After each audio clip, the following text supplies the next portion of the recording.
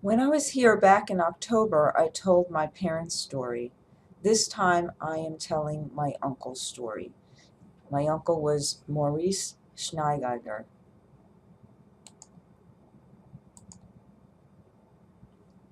At the top left is my father. My mother is here on the right. And this is my uncle.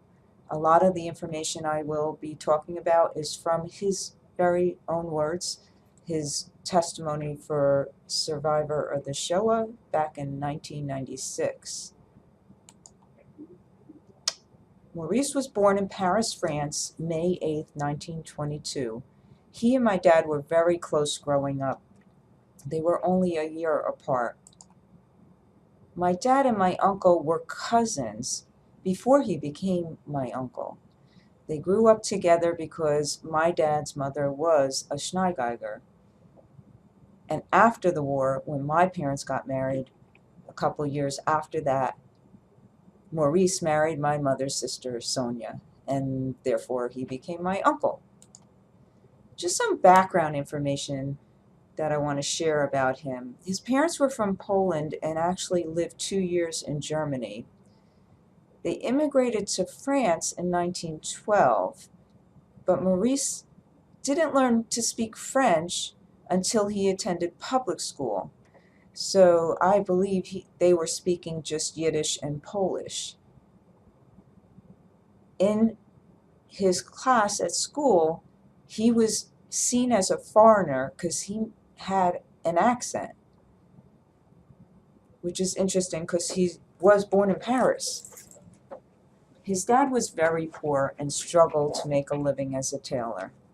Maurice was quite gifted when he finished grade school or high school. He continued to get his mechanic certificate at the age of 17.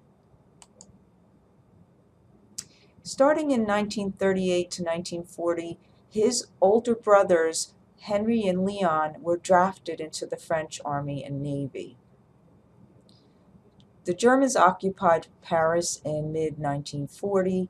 There were guards on the highways inspecting IDs because Jews were forbidden to work. But my uncle defied those laws because his family was so poor, it was necessary for him to support his family. I showed you the star back in October. It was my dad's reaction to the star.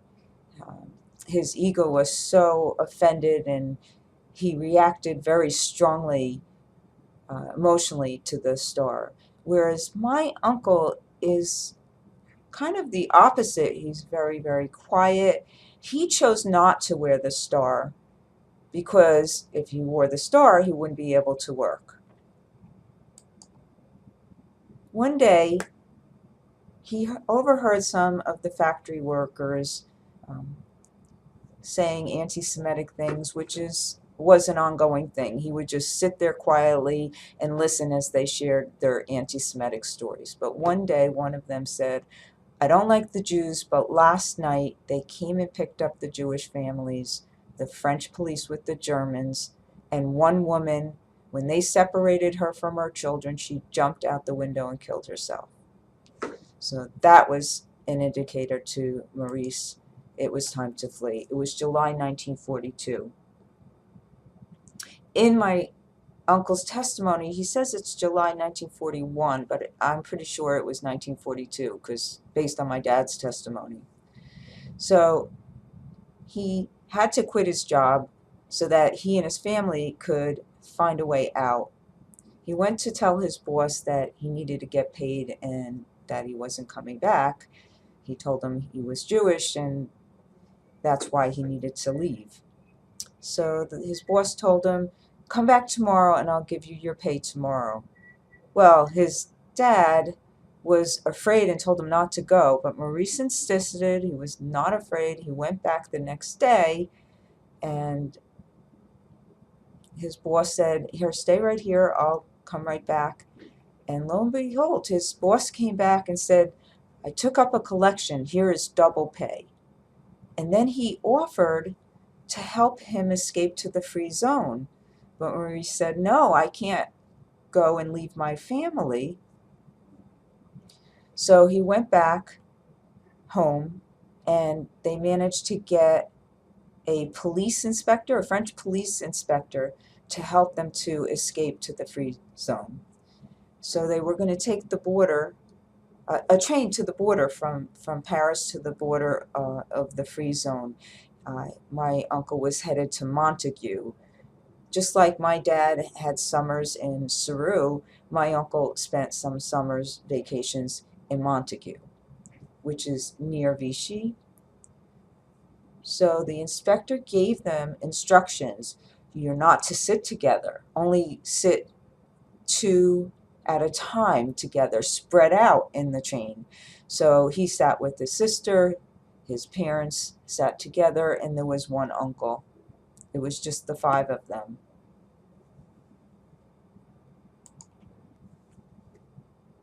When they get to the border, they were instructed to hide in the bathrooms. And sure enough, they get to the border, the Germans board to check everybody's identity. They're in the bathroom. They are safe. After that, they are able to leave. And I guess the inspector led them to a certain location in the forest. And he gave them instructions. They had to wait in the forest till dark because it was too dangerous to try to run during the day. And the forest would take them through the neutral zone. So they're waiting in the dark. You know, they don't know. The inspector, before he left, he told Maurice's father, now I need my money. So Maurice's father had to give him all his money and trust that they would come back for him. So they waited and waited in the dark, and lo and behold, a 15-year-old boy shows up, and he says, are you the Jewish people I crossed the border? And he didn't ask for any money. I don't know what happened to him after the war, if he survived, but he's the one that led them to the free zone. However, he was young, and he made a mistake at one point. They were passing a bar, and as they were passing this bar, the Germans were exiting. Just as they were passing this bar, the Germans were coming out, and so quickly, Maurice grabbed his sister and his parents. They jumped in a ditch to hide. But his uncle was stuck, frozen behind a tree. And even though Maurice was like, jump, come in the ditch, he got caught. The Germans spotted him. They came over to him with their guns, and they started beating him. They go, who's here with you? Who? But he said, I don't know. He didn't respond. They just kept beating him with the back of the rifle, and they took him away. As soon as they took him away, the boy warned them, they're going to come back with German shepherds. We have to run. And they began running. They had to drag the mother, help her because she was heavy, but they started running as fast as they could through this neutral zone. They made it to the other side. And as soon as they made it to the other side, they could hear the dogs barking. At that point, Maurice said to his family, that's it, we're not Jewish anymore. And no more Jewish identity papers. They arrived in Montague, where they had spent vacations before, and the mayor issued them new French identities. However, this mayor was not like the one in where my dad hid in Saru. He didn't know that they were Jewish. And if he did know, he actually said to them at one point, you're not Jewish, are you? If you're Jewish, you can't stay. And he was like, no, we're not. So this mayor was not very helpful if they said they were Jewish. So they welcomed my uncle and his family also because my uncle was a skilled tradesman.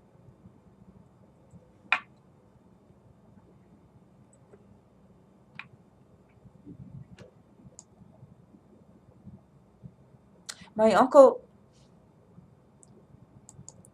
the mayor gave them a place to stay as long as Maurice would do the repairs, because he knew Maurice was a skilled at everything. He was carpenter, engineer. He could do it all. So they were issued new papers as French citizens. And then one day, the mayor recognized Maurice's talent as a repairman and mechanic and told him that he would have to go to Germany or Poland for victory for Germany. All men of age were enlisted, French men were enlisted in Service Travail Obligatoire, STO, which is forced labor. They would be working for the Germans. Maurice didn't mind going because there was some sort of rule that for every French man who enlisted, one German POW would be released, and he was afraid that his older brothers were in a German POW camp. So he took the train from Vichy to Toruń, Poland, a 5-day trip. As he got off the train, he was questioned by a German officer. First question, why do you have a German name? Unlike my dad, who had the name Jacob Joseph, which was a giveaway that he was Jewish, my uncle's name, Maurice Schneigeiger, was a German name. I'm not sure how it happened when they lived in Germany for a couple years. So Maurice said, I don't know. I don't know why I have a German name. And the officer asked him, well, where are you from? So he wasn't going to say Paris. He was afraid to say that. So he said, Alsace-Lorraine, near the German border. So the German officer said, well, you're not French. That town is no longer French. It's now owned by Germany. You're German now. He took his French identity papers, ripped them up, and gave him German identity papers. Then he asked him, do you speak German? Then he asked Maurice, do you speak German? And again, Maurice was afraid to say yes because his Yiddish would come out. So he said no. And the officer said, well, do you understand German? And there he said yes. At that moment, the German officer assigned him as the foreman in charge of all the French workers. So my uncle was saved by his German name and Aryan looks. He was assigned as supervisor of 300 French workers. However, the French saw him as a German. So even though he lived with the French, he was ostracized. For a year, nobody talked to him. The Germans considered him one of theirs because they considered him German. And my uncle was very uncomfortable through the whole year because he had to make sure he didn't make any mistakes. He had to make sure, I don't know, he was afraid living and sleeping with the French that they might do something. But he made sure whatever the Germans told him to do, he did. They told him to create groups, separate all the French people by their discipline. Carpenters, electricians, metal workers, welders. So my uncle did that very quickly. He put them in, separated them groups. They had to actually build the camp. So the groups went to work to build their actual factory. I believe they were metal works. I'm not even sure exactly. So in order to keep up the facade, they were able to send mail home and receive mail. They actually did get paid a small amount because these were not considered Jews, they were considered French.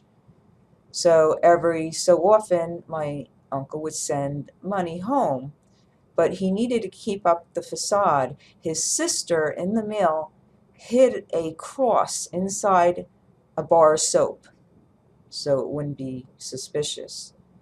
So my uncle took the necklace and wore that, and he attended church every Sunday.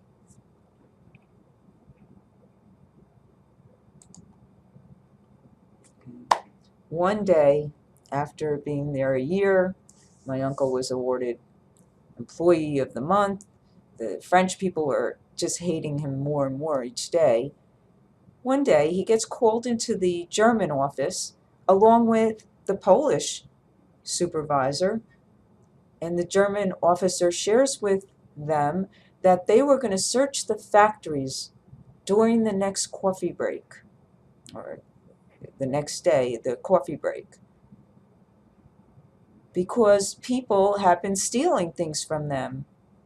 Now, my uncle knew that everybody was stealing things. They take a piece of leather or whatever. So this was his opportunity. He went, under him, he had a person in charge of the French people, a direct report. So he went to his direct report and he said, I need to talk to you.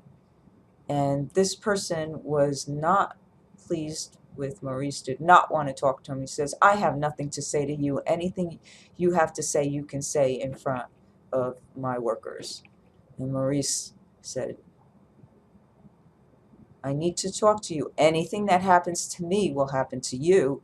So he scared him, and the guy allowed Maurice to speak to him, and Maurice said, gave him the warning that there's this inspection that's coming up, to be aware and tell the French people. So this response from the camp, he responded, I was thinking you were German. Who are you? And my uncle was like, none of your business, just do your job. So after that, things changed, because sure enough, the next day, everybody was at work. They take their break to have coffee. When they go back into the factory, it's locked. There are German officers searching the entire factory. By the French people, they didn't find one item. By the Polish people, they found things in their lockers.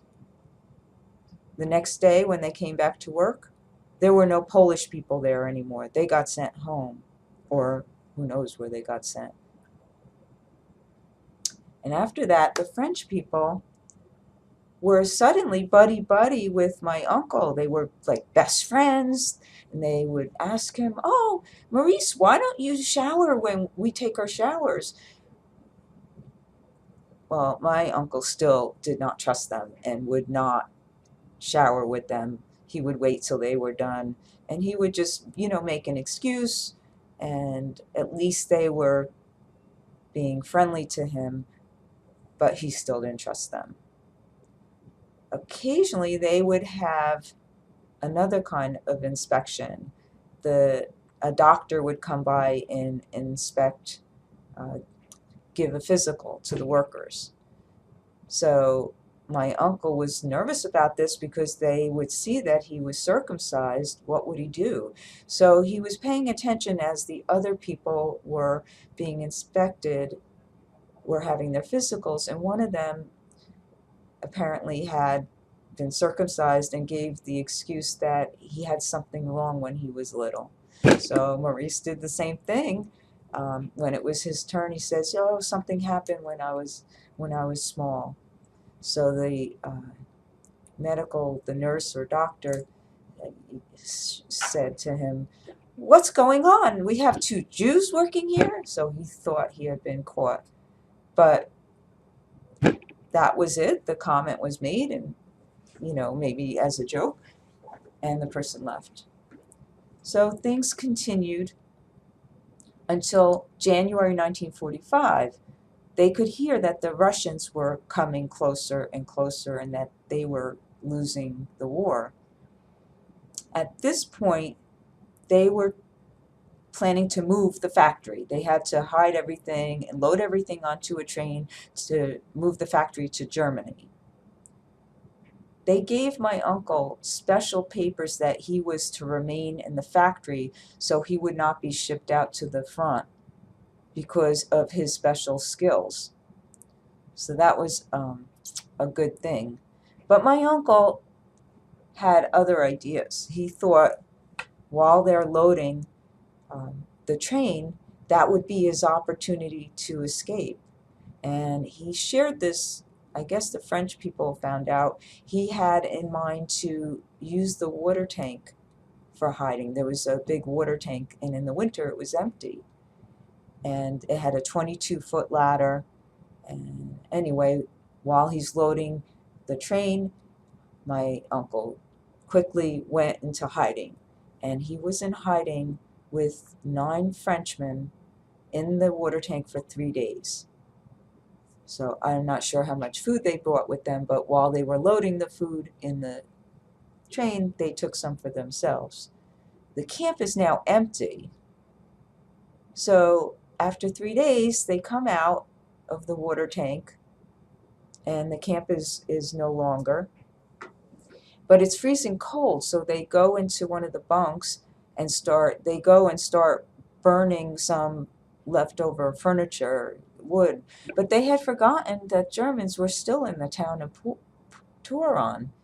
So actually, at that point, Germans came to arrest these men, but I believe being distracted with the Russians coming, my uncle was able to escape from that.